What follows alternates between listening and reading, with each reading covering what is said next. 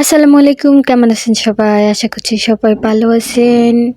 যে আমিও ভালো আছি আপনাদের দোয়া এবং ভালোবাসা। সবাই কিন্তু আমার সাথে থাকবেন, আমি আপনাদের সাথে আছি। এখন হচ্ছে আমি দুপুরে রান্না করব বেগুন ভাজি আর মাছের তরকারি, পাঙ্গাস মাছের তরকারি। কার কার কাছে ভালো লাগে পাঙ্গাস মাছ সবাই কমেন্ট করে জানাবেন।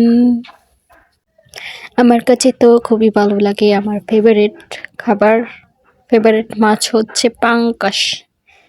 কে কি বলবে জানি না, তবে আমার কাছে ফেভারিট মাছ হচ্ছে পাঙ্গাস মাছ। তারপরে হচ্ছে এখানে হলুদের গুঁড়া, মরিচের গুঁড়া আর লবণ আর হচ্ছে হজের গুঁড়া দিয়ে তারপরে হচ্ছে সবগুলো মাখিয়ে নিলাম।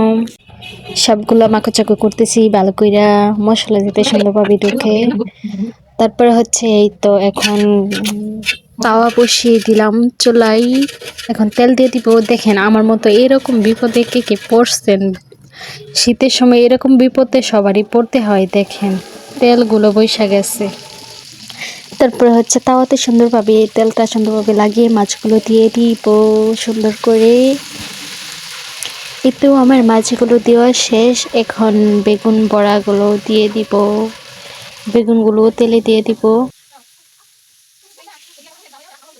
এই যে এখন আমার মাছ বেগুন ভাজা শেষ, এখন সবগুলো নাড়িয়ে চাড়িয়ে উল্টিয়ে পাল্টিয়ে তুলে নিব। আচ্ছা, আমাকে কাছে একটা প্রশ্ন, বুঝছেন? আচ্ছা, রাঁধতে গেলে কার কার আমার মতো এমন দৌড়াদৌড়ি করতে হয়, একটা আনলে আরেকটা আনার কথা মনে থাকে না? শুধু কি আমার এই সমস্যা নাকি সবার এই সমস্যা আছে? সবাই কমেন্ট করে জানাবেন। ওই যে দেখেন আমি ঘর থেকে এখন এইমাত্র দৌড় দিয়ে আসলাম, দেখছেন? আমি রাঁধতে গেলে আমার এমন তাড়াহুড়া, এরকম তাড়াহুড়া লাগে। আমার মতো এরকম তাড়াহুড়া কার কার লাগে সবাই সবাই আমাকে কমেন্ট করে জানাবেন। আর রাঁধতে গেলে সবাই সব কিছু ভুলে যান কিনা সবাই জানাবেন। আমার এই সমস্যাটা কি শুধু আমারই নাকি আরও কেউ আছে?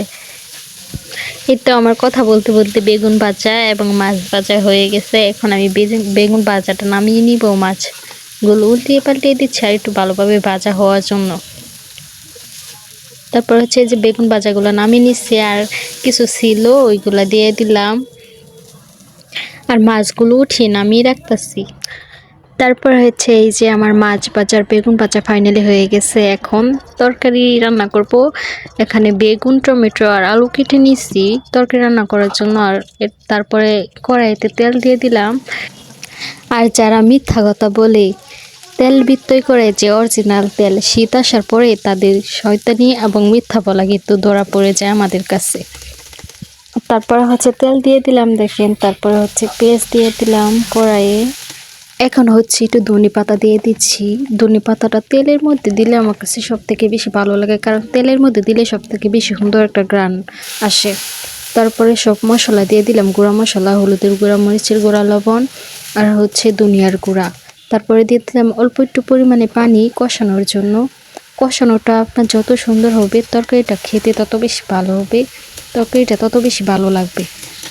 এই যে আমার কষানো শেষ, এখন তরকারিগুলো দিয়ে দিব, সবগুলো একসাথে দিয়ে দিব। একসাথে দিয়ে নাড়িয়ে চাড়িয়ে ঢাকনা দিয়ে দিব কিছুক্ষণের জন্য, তারপরে পানি দিয়ে দিব। আমার মনে ছিল না, তারপরে হচ্ছে একটু আদা বাটা দিয়ে দিলাম। আদা বাটাটা দিলে আপনার তরকারিটা সবচেয়ে বেশি মজা লাগে। আমি সবসময়ই চেষ্টা করি আদা বাটাটা দেওয়ার জন্য।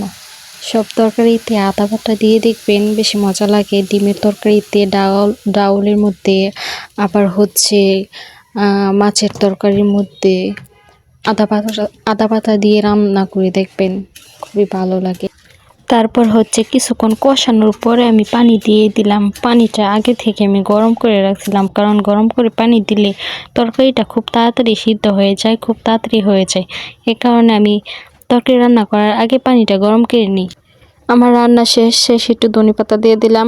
আর যার যার কাছে আমার ভিডিওটা ভালো লাগছে সবাই লাইক, কমেন্ট, শেয়ার করে ফলো দিয়ে আমার পাশে থাকবেন। সবার জন্য ভালোবাসা রইল।